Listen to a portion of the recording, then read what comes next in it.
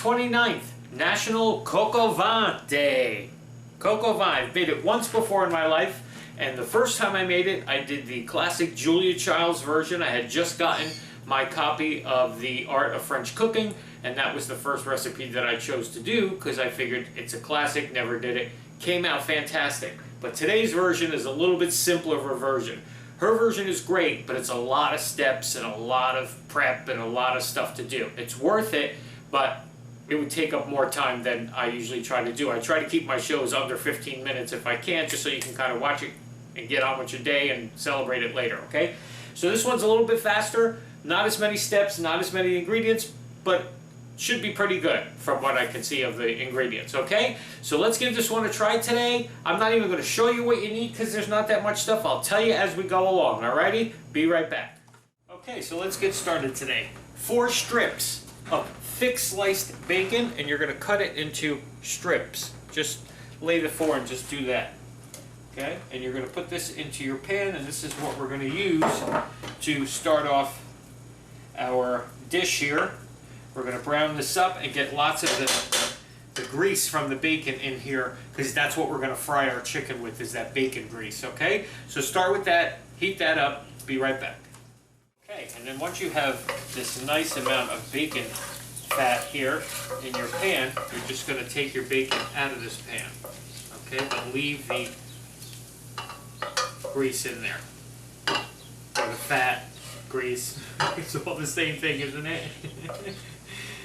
Okay, and then what I'm using today is split chicken breasts, only because I'm more of a white meat kind of guy. I'm not really into parts of the darker meat and stuff. You could use legs, you could use the drumsticks and thighs and all that stuff. I'm using split chicken breast, bone in, skin on.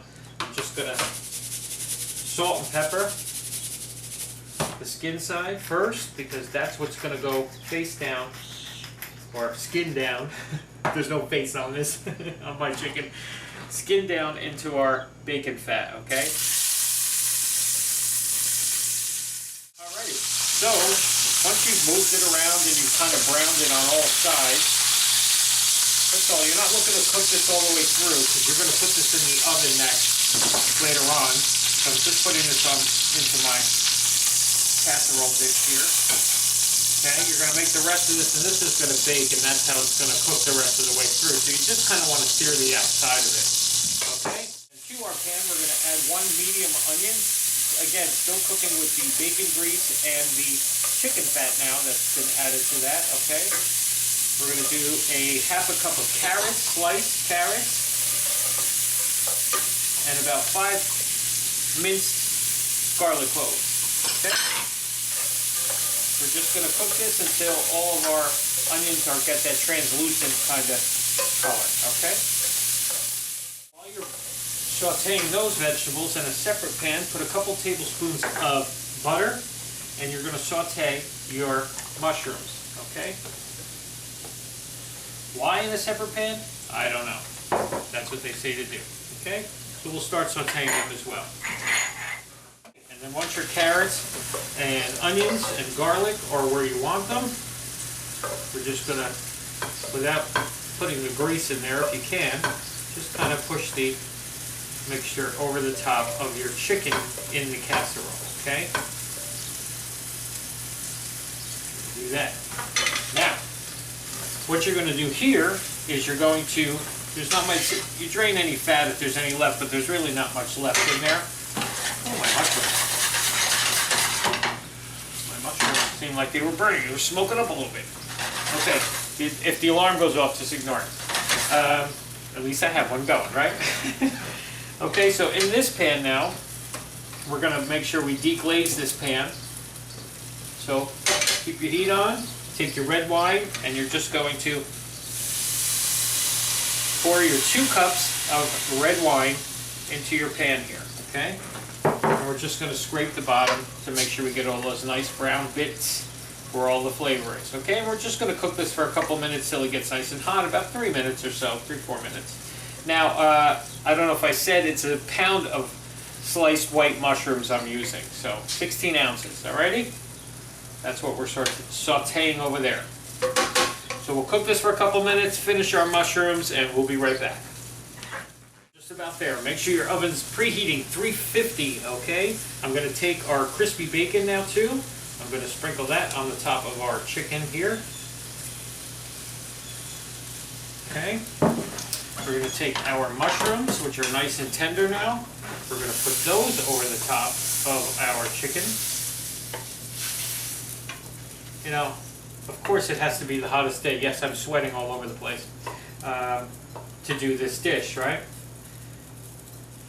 I couldn't use the slow cooker today, but I did it yesterday for brisket day, so I wasn't going to sit there and find a slow cooker Coq Au Vin.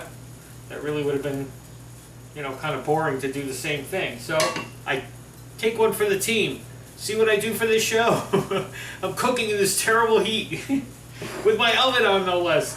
350. Okay, our wine is reduced a little bit for a couple minutes. We're just going to take our wine with all our pan scrapings, and we are just going to pour this over the top of the whole thing.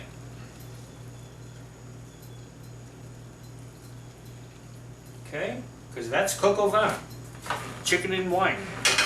Okay. Okay, there's our casserole dish, lid on, 350 oven, hour and a half. Of course, you're going to want to check it, make sure your chicken is cooked all the way through. But this is a simpler version than the one I've done before. So let's get it in there, let's see it in an hour and a half, and try this version of Coq Au Vin. It's probably a lot easier. Now you can also, you know, serve it with whatever you want. If you wanted to do it, you know, some rice, if you wanted to do potatoes, if you wanted to do, some people even do it over pasta, egg noodles or something. Whatever you like as a side, feel free. Or you can just eat it like that, which is what we're gonna do. Alrighty? See you in about an hour and a half, everybody. So that's it. A little while later on the hottest day of the year so far. Coq Au Vin. Look at that. Wow, that looks really good, doesn't it? Let's see if I can get you a little closer. Look at that. It's all crispy and caramelized. Oh, we're gonna have to try this thing, okay? Let's make sure our chicken is cooked through. I'm one of those people that get really nervous about chicken. Oh yeah, cooked completely through. We're gonna take some of that right now. For those of you that like the skin, you leave the skin on. So you can eat that.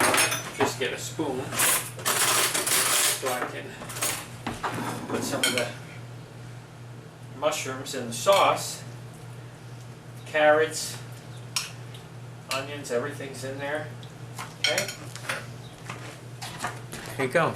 It's only a little bit, but it's just for the tasting anyway. I'll sit down and eat this in the air conditioner. But yeah, let's give this a taste today. See, like I said, I've made the Julia Childs version before. That's a lot of work, a lot of steps. This one was much easier. But let's see if we got the flavor there that we're looking for.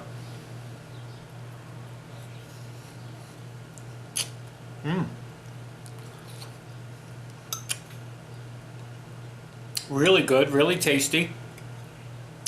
With the mushrooms and the chicken and the carrots. This wine sauce is really, really nice. If anything, it needs a little more salt, I think. So just, I guess, I don't know if there's a way you can test your wine with salt as you're going along. Maybe before you pour the wine over, salt it in the pan. I don't know, we'll see. But it's a nice version. And it comes out beautifully. Nice and easy. Just a couple steps. Oh, I forgot there's bacon in this too. Ooh, bacon. Alrighty. Coq Au Vin day, everybody. So make some Coq Au Vin and enjoy it. I don't know if many restaurants still make this, that you could go out and get it somewhere. I would imagine maybe a French restaurant. But yeah, there it is. Enjoy it. Have a good day. See you tomorrow. It's a drink tomorrow. Mint julep. Come back.